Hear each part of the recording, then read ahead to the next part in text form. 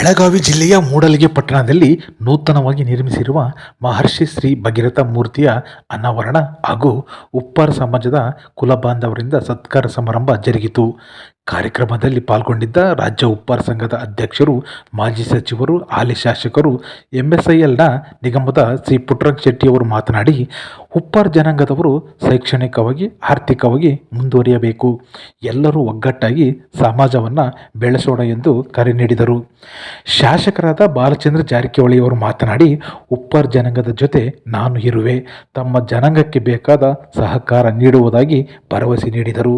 ಎಷ್ಟೇ ಕಷ್ಟವಿರಲಿ ಮಕ್ಕಳನ್ನು ವಿದ್ಯಾವಂತರನ್ನಾಗಿ ಮಾಡಿ ದುಡಿಮೆಗೆ ಆದ್ಯತೆ ನೀಡಿ ಎಂದು ಹೇಳಿದರು.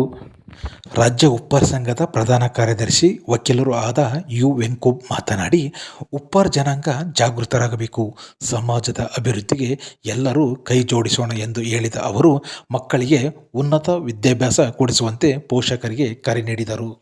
ಭಗೀರಥ ಮೂರ್ತಿಯ ಅನಾವರಣ ಸಮಾರಂಭದ ದಿವ್ಯ ಸಾನ್ನಿಧ್ಯ ವಹಿಸಿದ್ದ ಉಪ್ಪಾರ ಜಗದ್ಗುರುಗಳಾದ ಡಾಕ್ಟರ್ ಪುರುಷೋತ್ತಮಾನಂದಪುರಿ ಮಹಾಸ್ವಾಮೀಜಿಗಳು ಆಶೀರ್ವಚನ ನೀಡಿ, ಮೂಡಲಗಿ ಪಟ್ಟಣದಲ್ಲಿ ಉಪ್ಪಾರರ ಆರಾಧ್ಯ ದೈವ ಮಹರ್ಷಿ ಭಗೀರಥ ಮೂರ್ತಿಯನ್ನು ಪ್ರತಿಷ್ಠಾಪಿಸಿರುವುದು ಉಪ್ಪಾರ ಜನಾಂಗದ ಹೆಮ್ಮೆಯ ಸಂಗತಿ ಎಂದು ಸಂತಸ ವ್ಯಕ್ತಪಡಿಸಿದರು.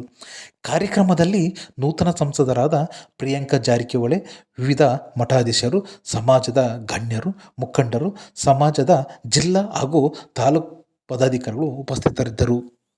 ಕಾರ್ಯಕ್ರಮದ ನಂತರ ಶಾಸಕರು ಮತ್ತು ಎಂಎಸ್ಐಎಲ್ನ ನಿಗಮದ ಅಧ್ಯಕ್ಷರಾದ ಪುಟ್ಟರಂಗ ಶೆಟ್ಟಿಯವರು, ರಾಜ್ಯ ಉಪ್ಪಾರ ಸಂಘದ ಪ್ರಧಾನ ಕಾರ್ಯದರ್ಶಿ, ವಕೀಲರಾದ ವೆಂಕೋಬ್ರವರು ಸ್ಥಳೀಯ ಮುಖಂಡರೊಂದಿಗೆ ಡ್ಯಾಂಗೆ ಭೇಟಿ ನೀಡಿದರು.